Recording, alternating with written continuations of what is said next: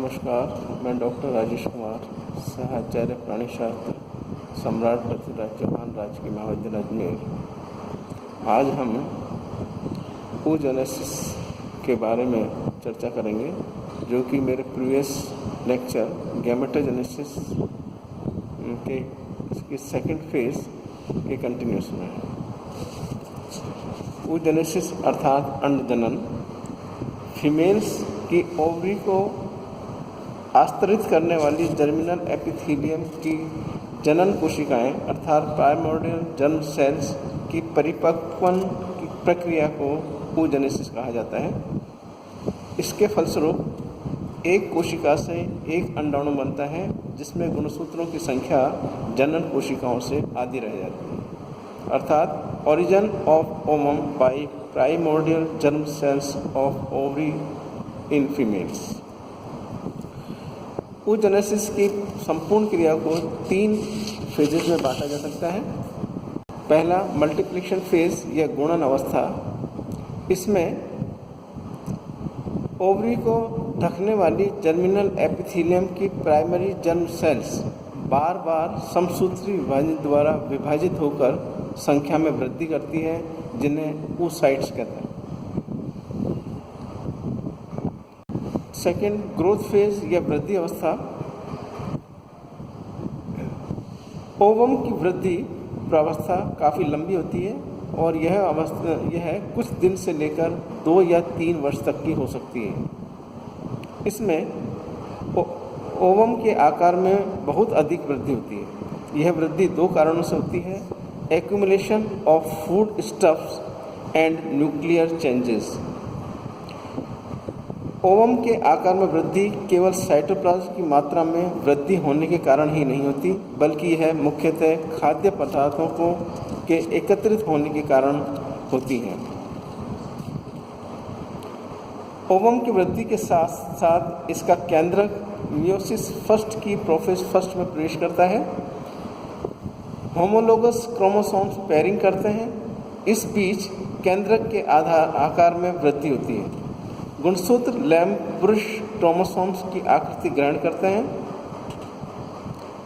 Nuclei के आकार में वृद्धि संपन्न होती है। ग्रोथ फेज में एम्ब्रियो के परिवर्तन हेतु आवश्यक पोषक पदार्थों का संश्लेषण तथा डिपोजिशन प्रारंभ होता है, जिसके कारण उगोनिया का आकार काफ़ी बढ़ जाता है, जिसे प्राइमरी oocyte कहते हैं। प्राइमरी oocyte की ग्रोथ 4 प्रकार से संपन्न होती है: by self oocyte stem oocyte द्वारा, बाय फ्यूजन ऑफ oocyte के संलयन द्वारा, बाय एसेसरी सेल्स सहायक कोशिका के द्वारा, बाय योग ट्रांसपोर्टेशन योग परिवहन द्वारा। ग्रोथ फेज को 2 पीरियड्स में विभक्त किया जा सकता है। पहला है प्री विटिलोजेनेसिस एंड सेकंड है विटिलोजेनेसिस। प्री विटिलोजेनेसिस पीरियड में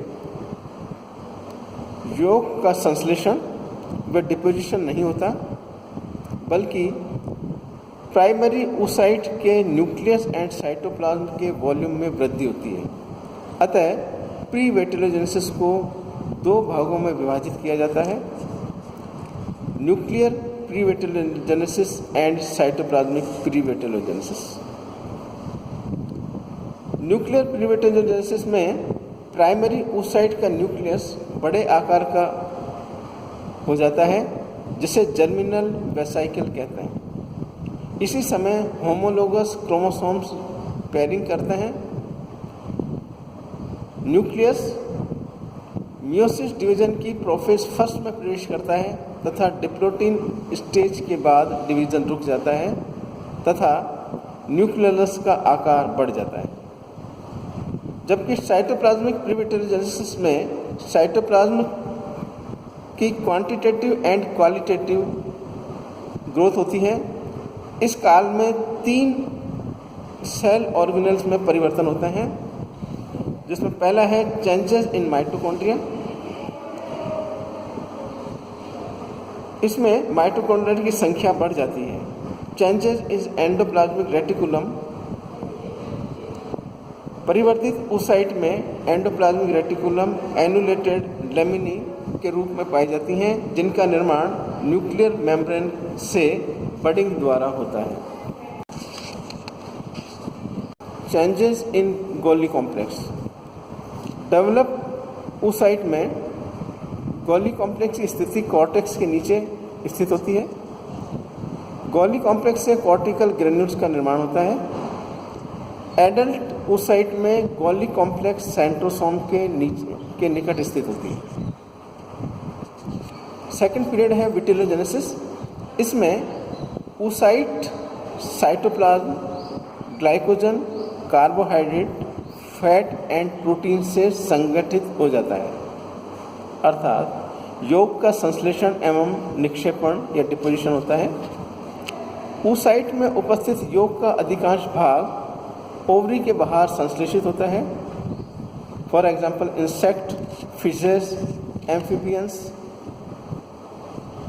गैस्ट्रोपोड में फैट बॉडी के द्वारा, जबकि अदर वर्टिब्रेट्स में लिवर सेल्स में यौग का संश्लेषण होता है। Now chemical composition of yolk. Yolk के केमिकल कंपोजिशन में H2O 48.7%, protein 16.7%, phospholipid and neutral lipids 32.6% and carbohydrate 1%। Chemical composition के आधार पर दो प्रकार के योग होते हैं, प्रोटीन योग एंड फैटी योग।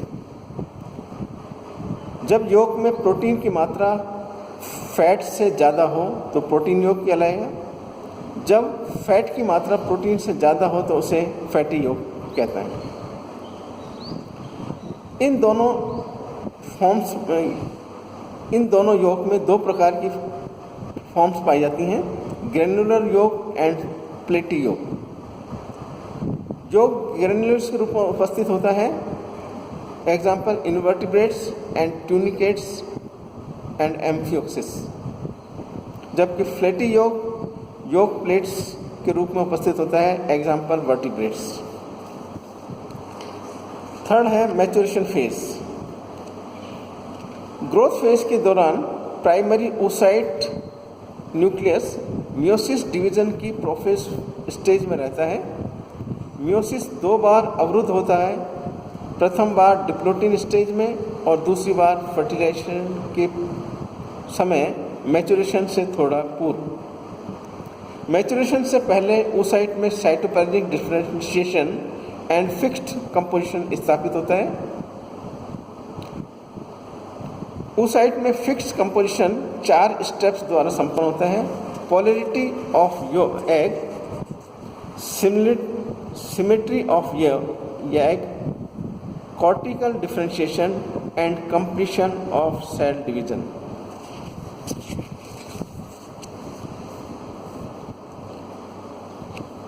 ग्रोथ फेज के पूर्ण होते होते oocyte के गुणसूत्र डाइकाइनेसिस अवस्था में पहुंच जाते हैं।